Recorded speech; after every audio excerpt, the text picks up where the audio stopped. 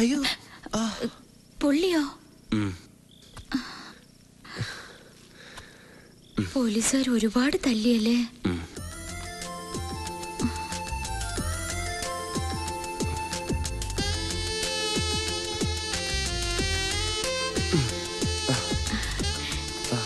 രമേശ, ഞാനൊരു കാര്യം പറയട്ടെ.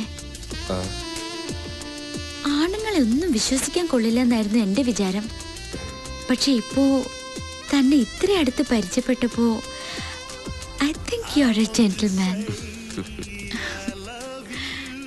ലീഡർ KRന്റെ കൊച്ചുമോൾക്ക് ആദ്യമായിട്ട് ഇങ്ങനൊരു ഫീലിംഗ്. മനസ്സിന്റെ പിടി വിട്ടുപോകുമെന്നൊരു തോന്നൽ. അതുകൊണ്ട് ഞാനൊരു കാര്യം തീരുമാനിച്ചു. തന്നെ ഇനി ഇവിടെ ഇങ്ങനെ നിർത്തിയാൽ ശരിയാവില്ല. ഞാൻ പറഞ്ഞില്ലേ, എന്റെ അമ്മയെ ഓർത്തിട്ടാ. ഇല്ലെങ്കിൽ ഞാൻ എപ്പോഴേ ഈ നാട് വിട്ടേനെ. പേടിച്ചു പോയോ? ഞാൻ ചുമ്മാ പറഞ്ഞതാ. രമേശൻ എങ്ങോട്ടും പോണ്ട. സത്യം പറഞ്ഞ തന്നെ കാണാതിരിക്കാൻ പറ്റാത്ത അവസ്ഥയിലാ ഞാൻ. താൻ എന്നും എന്നോടൊപ്പം ഉണ്ടാവണമെന്നൊരു തോന്നൽ.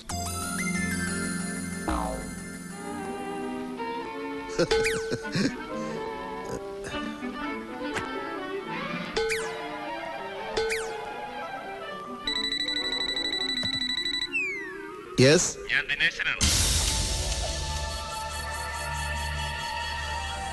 ഏത് CBI? എവിടുത്തെ CBI? എടോ, CBIയും സേതുരാമയ്യരും ഒക്കെ സിനിമയിൽ നടക്കും.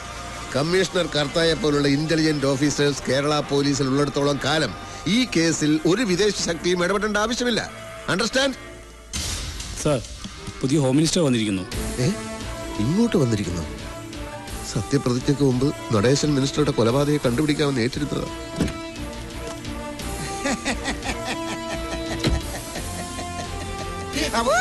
സുഖം തന്നെ അല്ലേടോ സാർ? ഒരു മുന്നറിയിപ്പില്ലാതെ പെട്ടെന്ന് ഇങ്ങോട്ട്. മിനിസ്റ്റർ തങ്കപ്പൻ അങ്ങനെയാണ്. സുനാമി പോലെ വരും പോകും. പോലീസ് ഡിപ്പാർട്ട്മെന്റ് എപ്പോഴും സ്മാർട്ടിഫിക്കേഷൻ ആയിരിക്കാൻ വേണ്ടിയുള്ള ഒരു സ്ട്രാറ്റജിയാണ്. സ്ട്രാറ്റജി എന്നെയാണ് പറയാൻ വന്നതും. സാർ, അകത്തോട്ടിരിക്കാം. അയ്യോ, വൈ നോട്ട്? എനിക്കങ്ങനെ തന്നിൽ താഴ്ന്നവരെന്നോ വലിപ്പച്ചെറുപ്പ വ്യത്യാസം ഒന്നുമില്ല. എവിടെ വേണമെങ്കിലും ഇരിക്കും. താനിരിക്കും. വാടോ. പറഞ്ഞിരുന്നെങ്കിൽ ഞാൻ അങ്ങോട്ട് വരുമായിരുന്നു സാർ. കേസ് അന്വേഷണത്തിനിടയിൽ നിങ്ങൾ തല്ലുകൊണ്ട് ദുരിതാശ്വാസ ക്യാമ്പിലായിരുന്നെന്ന് കേട്ടല്ലോ. അല്ല, ഞാൻ ഹോസ്പിറ്റലായിരുന്നു സാർ. അത് തന്നെ ഞാൻ ഉദ്ദേശിച്ചത്. ഈ പാർട്ടി ഹൈക്കമാൻഡിന്റെയും കൂട്ടുകക്ഷികളുടെയും നിർബന്ധം സഹിക്കാനാവാതെ വന്നപ്പോ ഞാൻ മന്ത്രി ആയെങ്കിലും നിങ്ങളെപ്പോലുള്ള പോലീസുകാരൊക്കെ എനിക്ക് മറക്കാൻ പറ്റുമോ?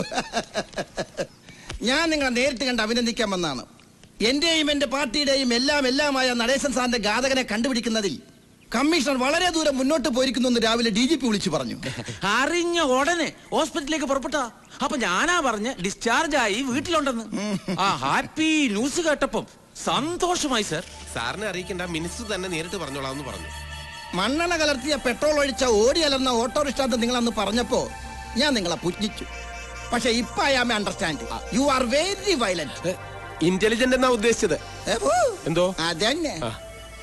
അപ്പൊ ഓട്ടോറിക്ഷ കണ്ടെത്തി സർ. ഇന്ന് രാവിലെ ഡ്രൈവറെ കസ്റ്റഡിയിൽ എടുത്തിട്ടുണ്ട്. അയാളെ ക്വസ്റ്റ്യൻ ചെയ്തു സർ. ഓട്ടോയിൽ വന്ന ആളെ തിരിച്ചറിഞ്ഞിട്ടുണ്ട്. ആരാണ് അയാൾ? സാറ് സംശയിച്ച ആള് തന്നെ. ഇനി എത്രയും പെട്ടെന്ന് പ്രതി അറസ്റ്റ് ചെയ്യണം. ഞാൻ മന്ത്രി കസേരയിൽ കയറിയ ഉടനെ ഈ കേസ് തെളിയിക്കാൻ പറ്റിയാൽ അതെനിക്കൊരു ടാറ്റിഫിക്കേഷനാ. എന്റെ വക ഒരു പ്രൊമോഷൻ കമ്മീഷണർ കർത്താക്കി. സാർ, കർത്താ സാറിന്റെ കൂടെ ഇൻവെസ്റ്റിഗേഷനിൽ ആക്റ്റീവായിട്ട് ഞാനും ഉണ്ടായിരുന്നു. തനിക്ക് ഉണ്ടോ പ്രൊമോഷൻ? എന്നും ഇങ്ങനെ വെറും CI ആയിട്ട് ഇരുന്നാ മതിയാ? ഒരു ASI ഒക്കെ ആവണ്ടേ? വള്ളറക്കടോ, വണ്ടി ഇറക്കടോ. താൻ ASI ആയാൽ എനിക്കത് വലിയ സാറ്റിഫിക്കേഷൻ ആയിരിക്കും. എന്നെ വിശ്വസിക്കണം സർ. ഞാൻ പറഞ്ഞതെല്ലാം സത്യമാണ്. ഓക്കെ. അപ്പൊ നന്ദിനി മിനിസ്റ്ററുടെ പേഴ്സണൽ ബംഗ്ലാവിൽ പോയിട്ടില്ല, അദ്ദേഹത്തെ കണ്ടിട്ടില്ല, അദ്ദേഹത്തിന്റെ കൊലപാതകവുമായി യാതൊരു ബന്ധവുമില്ല അല്ലേ? ഇല്ല സർ. വിഘ്നേശ്വർ, ഭാർഗവ, അയാളെങ്ങ് കൊണ്ടുവരും. ഇയാളെ അറിയോ?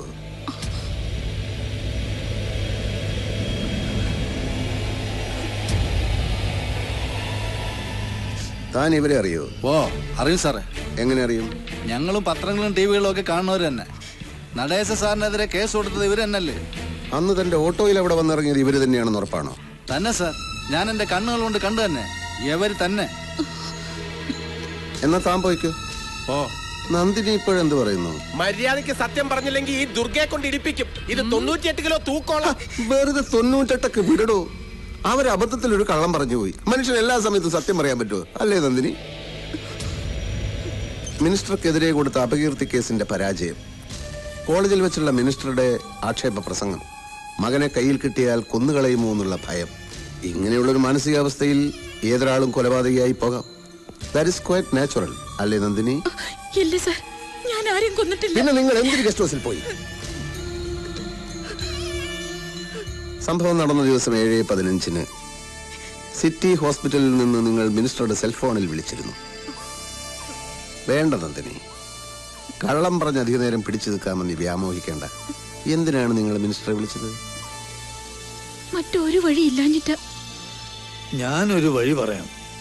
പറയുമ്പം അഭിമാനക്കുറവായി തോന്നും. പക്ഷെ ഈ അവസ്ഥയിൽ ഞാൻ ആലോചിച്ചിട്ട് വേറെ ഒരു പോംവഴിയും കാണുന്നില്ല. അറിഞ്ഞ വിവരം വെച്ച് നോക്കുമ്പം രമേശ് ഇപ്പൊ പോലീസിന്റെ കയ്യിലാണെന്ന് ഉറപ്പാ. അവന്മാരെന്തേലും കടുങ്കൈ ചെയ്യുന്നതിന് മുമ്പ് നമ്മൾ എന്തെങ്കിലും ചെയ്തേ പറ്റൂ. നിങ്ങൾ രണ്ടും കൽപ്പിച്ച ആ നടേശ മന്ദിരം ഒന്ന് വിളിക്ക്. ഇനി ഒന്നും ആലോചിക്കാനില്ല. എന്ത് വില കൊടുത്തു രമേശിനെ രക്ഷിച്ചേ പറ്റൂ. അത് അങ്ങോട്ട് വിചാരിച്ചാലേ നടക്കൂ. നിങ്ങളൊന്ന് വിളിക്ക്.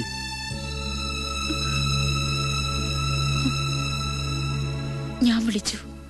എന്റെ മോൻ അയാളുടെ പേഴ്സണൽ കസ്റ്റഡിയിലാണെന്നും ഗസ്റ്റ് ഹൗസിൽ ചെന്ന് മാപ്പ് പറഞ്ഞാൽ കൊല്ലാതെ വിട്ടയക്കാമെന്നും പറഞ്ഞു. അതനുസരിച്ച് നിങ്ങൾ അവിടെ പോയി. അതിനു മുമ്പ് അവിടെ പോയിട്ടുണ്ടോ? ഇല്ല, പക്ഷെ സ്ഥലം അറിയായിരുന്നു. ഗസ്റ്റ് ഹൗസിൽ ചെന്നപ്പോ മുൻവശത്തെ ഗേറ്റ് അടച്ചിരിക്കുകയായിരുന്നു അല്ലേ? ഓട്ടോറിക്ഷക്കാരനാണ് പിൻവശത്തെ ഗേറ്റ് കാണിച്ചു തന്നത്. അതെ. അകത്തെത്തിയപ്പോഴാണ് അത് നിങ്ങളെ കയ്യിൽ കിട്ടാനുള്ള ട്രാപ്പായിരുന്നു എന്ന് നിങ്ങൾക്ക് മനസ്സിലായത്. നന്നായി മദ്യപിച്ചിരുന്ന മിനിസ്റ്റർ നിങ്ങളെ കടന്നു പിടിച്ചു. പിടിവലിക്കിടയിൽ തെറിച്ചു വീണ അയാളെ നിങ്ങൾ വാനിറ്റി ബാഗിൽ എപ്പോഴും കൊണ്ടു നടക്കാറുള്ള കത്തിയെടുത്ത് പുറകിൽ നിന്ന് ആഞ്ഞു കുത്തി. പിന്നെ ആരാ കൊന്നത്? എനിക്കറിയില്ല സർ. ഞാൻ അവിടെ ചെന്നപ്പോ മിനിസ്റ്റർ രക്തത്തിൽ കിടന്ന് പിടയ്ക്കായിരുന്നു. ഇത് ഞാൻ വിശ്വസിക്കണം അല്ലേ? ഈശ്വരനാണ്, ഞാൻ പറഞ്ഞത് സത്യമാണ്.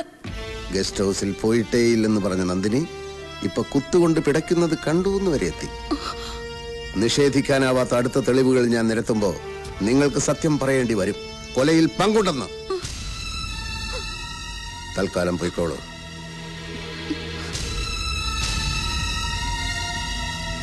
ഇവര് പഠിച്ച കള്ളിയാണ് സാർ. സാറ് പെർമിറ്റ് ചെയ്താൽ കൊന്നത് ഇവര് തന്നെയാണെന്നും കൊല്ലാൻ ഉപയോഗിച്ച ആയുധം എവിടെയാണ് ഒളിപ്പിച്ചു വെച്ചിരിക്കുന്നതെന്നും തത്ത പറയുന്ന പോലെ ഞാൻ പറയിപ്പിക്കാം. ഇവരെ അറസ്റ്റ് ചെയ്യണം സാർ. ഒരാളെ മാത്രം അറസ്റ്റ് ചെയ്താൽ ഈ കേസിന്റെ ഗതി തന്നെ മാറിപ്പോയെന്നിരിക്കും. എന്ന് വെച്ചാൽ എന്റെ പൊന്നു സാറേ, ഇവരെ അറസ്റ്റ് ചെയ്ത് ഒരു പത്രസമ്മേളനം നടത്തി ഒന്ന് ഷൈൻ ചെയ്യാമെന്ന് കരുതിയതാ. കക്ഷത്തിലിരിക്കുന്ന പ്രതിയെക്കാളും ഉത്തരത്തിലിരിക്കുന്ന സാക്ഷിയെ തപ്പാനാണ് നമ്മുടെ കമ്മീഷണർക്ക് താല്പര്യം. അതെങ്ങനെ? പെണ്ണുങ്ങളെന്ന് പറഞ്ഞ അപ്പ സെന്റിമെന്റ്സ് അല്ലേ?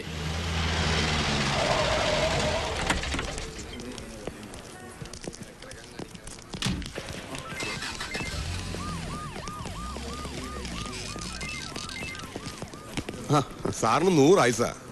അത്രയും വേണോ മിസ്റ്റർ അലക്സ് പോൾ? 100 കൊല്ലം കഴുതയായിട്ട് ജീവിക്കുന്നതിനേക്കാൾ 6 കൊല്ലം സിംഹമായിട്ട് ജീവിക്കുന്നതാണ് എനിക്കിഷ്ടം.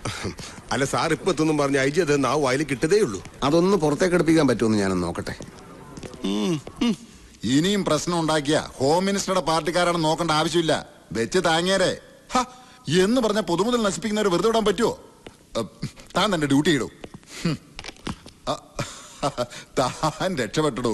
നടേശൻ മിനിസ്റ്ററുടെ മർഡർ കേസിൽ നിന്ന് തന്നെ ഒഴിവാക്കി ചാർജ് പുതിയൊരാളെ ഏൽപ്പിക്കാനാ ഉത്തരവ്. സർ, തന്റെ അന്വേഷണം തൃപ്തികരമല്ലെന്നും പ്രതികളുടെ സ്വാധീനത്തിന് വശംവദനായി അന്വേഷണത്തിന്റെ ലൈൻ മാറ്റി യഥാർത്ഥ കുറ്റവാളികളെ രക്ഷിക്കാൻ ശ്രമിക്കുകയാണെന്നാണ് ആക്ഷേപം. ആരുടെ ആക്ഷേപം? ആരൊക്കെയോ DGPയോട് പരാതിപ്പെട്ടിട്ടുണ്ട്. ഈ ആരോപണം ശരിയല്ല sir. I'm confident. I'm on the right track. അതൊന്നും ഇനി പറഞ്ഞിട്ട് കാര്യമില്ല. ഇതുവരെയുള്ള റിപ്പോർട്ടുകൾ DYSP അലക്സ് പോളിന് കൈമാറാനാണ് ഉത്തരവ്. അലക്സ് പോളിന്? ഞാൻ പറഞ്ഞില്ലേ സാർ, ഇത്രയൊക്കെ ഉള്ളൂ ഡിപ്പാർട്ട്മെന്റിന്റെ കാര്യം. ഇവിടെ ആത്മാർത്ഥതയ്ക്ക് ആട്ടിൻ സൂപ്പിന്റെ വില പോലും ഇല്ല.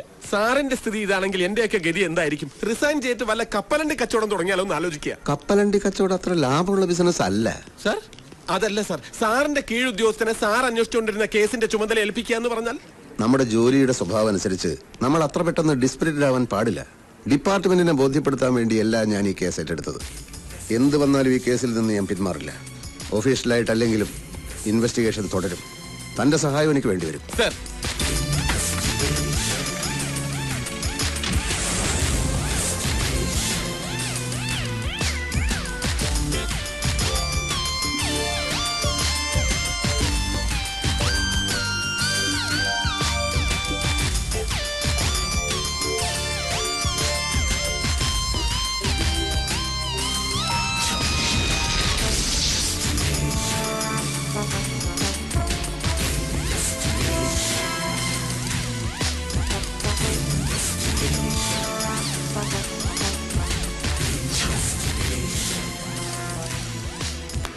ഇത്രയും ദിവസം ആരുടെയും കണ്ണുപെടാതെ രമേശ് ഇവിടെ കഴിഞ്ഞത് ഓർക്കുമ്പോ തന്നെ എനിക്ക് ഞെട്ടല. ഭാഗ്യം കൊണ്ട് രക്ഷപ്പെട്ടെന്നേ ഉള്ളൂ. ഇനി അത് പരീക്ഷിക്കാൻ എനിക്ക് ധൈര്യമില്ല. അതിനിപ്പോ എന്താ ചെയ്യുക? നാഗർകോവിലിൽ മുത്തച്ഛന്റെ വക ഒരു എസ്റ്റേറ്റ് ബംഗ്ലാവ് ഒഴിഞ്ഞു കിടപ്പുണ്ട്. അവിടെ എത്തിപ്പെട്ട പിന്നെ അങ്ങനെയൊന്നും ആരും കണ്ടുപിടിക്കില്ല. എന്തെങ്കിലും ഒരു കള്ളം പറഞ്ഞ് നാളെ മുത്തച്ഛന്റെ അടുത്തുനിന്ന് അതിന്റെ താക്കോല് മേടിക്കണം. അപ്പോ ജൂലി അവൾ എവിടെ നിൽക്കട്ടെ, അപ്പൊ പോലീസുകാർക്ക് സംശയം തോന്നില്ല. അമ്മയെ കൂടെ കൂട്ടാതെ അതിനുള്ള പണിയൊക്കെ നമുക്ക് ചെയ്യാം. ഇത് ലീഡർ KRന്റെ കൊച്ചുമോള മോനെ.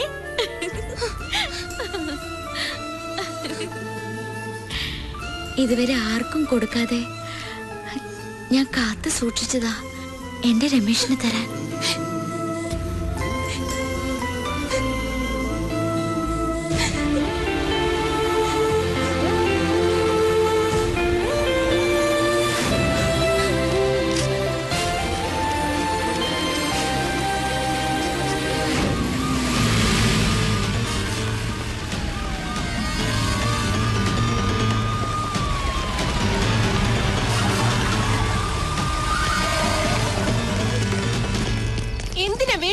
ഞങ്ങൾ ഇങ്ങനെ ബുദ്ധിമുട്ടിക്കുന്നത്? ഇതൊരു ലേഡീസ് ഹോസ്റ്റലാണ്. മാറി കുമ്പിന്ന് മിനിസ്റ്ററെ കൊന്ന ക്രിമിനലിനെ ലേഖയുടെ മുറിൽ ഒളിപ്പിച്ചെന്ന് ഇവിടുന്ന് തന്നെയാ ഫോൺ വന്നത്. അതെ, എന്തൊക്കെയാ കാണുന്നേ?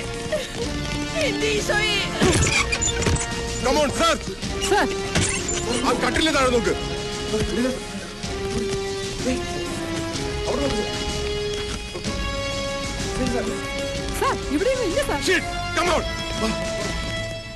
എന്താ കാതറി ആ സമയത്ത്? എപ്പോ? എന്റെ യഹോവേ, നീ കാത്തു. താൻ എന്തായാലും അവിടെ തന്നെ ഉണ്ടാവണം. ആ ഓക്കെ. എന്നതാ പ്രശ്നം? ആ രമേശിന്റെ അമ്മ നന്ദിനി ആത്മഹത്യക്ക് ശ്രമിച്ചു. മാതാവേ, എന്നിട്ട്? തക്ക സമയത്ത് കാതറിന്റെ മോള് കണ്ടുകൊണ്ട് രക്ഷപ്പെട്ടു. മോനെ കിട്ടിയില്ലെങ്കിൽ ചത്ത് കളയുമെന്ന് എന്നോട് പറഞ്ഞിരുന്നതാ. എന്റെ പിതാവേ, ഇനി അവരുടെ ആത്മാവിന് ഞാൻ ഉത്തരം പറയേണ്ടി വരുമോ? ആരായിരിക്കും ഈ രാത്രിയില്?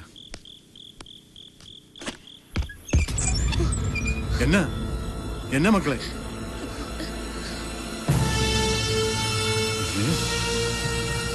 എന്റെ പിതാവേ, ഞാൻ എന്താ ഈ കാണുന്നത്? ആരെങ്കിലും കാണും. വേഗം കേറാത്തേക്ക് കേറിക്കോട്ട്. എന്റെ കർത്താവേ, ഇനി ഞാൻ ഇവനെ നിങ്ങക്ക് എവിടുന്ന് കിട്ടി? രമേശ് ഞങ്ങളുടെ മുറിയിലാ ഉണ്ടായിരുന്നത്. എന്നു മുതൽ?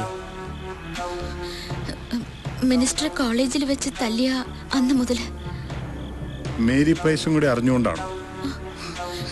മേരി മാഡത്തിന് അറിയില്ല. മറ്റു പിള്ളേർക്കോ? ഞങ്ങളുടെ ഫ്രണ്ട്സില് 1-2 പേർക്ക് മാത്രം. പോലീസ് വന്ന് പോയേ പിന്നെ ബാക്കിയുള്ളവരാരും പേടിച്ചിട്ട് ഞങ്ങളുടെ റൂമിന്റെ പരിസരത്ത് പോലും വരാറില്ല. നിങ്ങളെ ഞാൻ സമ്മതിച്ചു തന്നിരിക്കുന്നു. എനിക്ക് എന്റെ അമ്മ ഒന്ന് കാണണം. നീ അങ്ങോട്ട് പോകുന്ന റിസ്കാ. നേരം വെളുക്കട്ടെ, ഞാൻ അങ്ങോട്ട് എന്ന് പറയാം. നന്ദിനി ഇങ്ങോട്ട് വരുത്താം. അമ്മയെ കണ്ടിട്ട് നാളെ കോടതിയിൽ സറണ്ടർ ആവുന്നതാണ് നല്ലത്.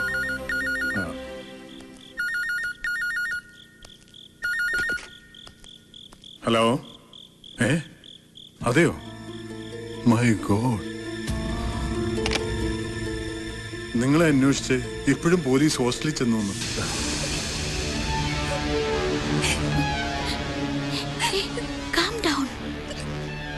എന്താ ജൂലി, എന്ത് പറ്റി? ഒന്നുമില്ല ഫാദർ, ഞാൻ ഇവളെയും കൂട്ടിയിട്ട് മുത്തച്ഛന്റെ വീട്ടിലേക്ക് പോയിക്കോളാം.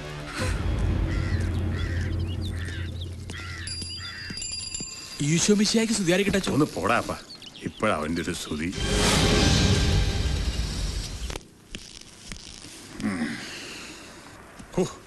രമേശ് ഇവിടെ ഉണ്ടെന്ന് പറഞ്ഞപ്പോ നന്ദിനി പൊട്ടി ഒരൊറ്റ കരച്ചിലായി. അയ്യോ, എന്നാ പിന്നെ കാറി കയറ്റിങ് കൊണ്ടുപോരാൻ മേലായിരുന്നോ? അതാ പകടമാ. പോലീസുകാർ മണപ്പിച്ച് നടക്കുന്നുണ്ട്. അന്ന്